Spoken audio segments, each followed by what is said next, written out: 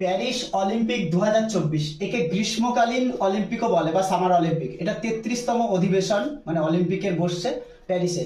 প্যারিসে এর আগে বসেছিল 1900 সালে, 1924 সালে, আর বসেছিল হচ্ছে 2024-এ বসছে। এই তিনবার তিনবার আয়োজন করেছে একমাত্র অলিম্পিক লন্ডন, মানে লন্ডন আর প্যারিস তাহলে একই তালে আসলো, তিনবার করে হলো।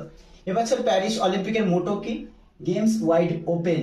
এইটা এবার স্টেডিয়াম শুরু হবে হচ্ছে জার্দি দু টুসাদেরাত স্টেডিয়ামে শুরু হবে, আর শেষ হবে স্তাদ দা ফুস বলে যে স্টেডিয়াম, সেখানে হচ্ছে শেষ হবে।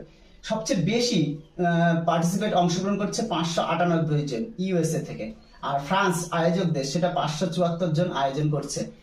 অলিম্পিক এইবার হচ্ছে প্যারিসে হয়েছে, 2026 সালে লস অ্যাঞ্জেলসে মানে অলিম্পিকটা অনুষ্ঠিত হবে।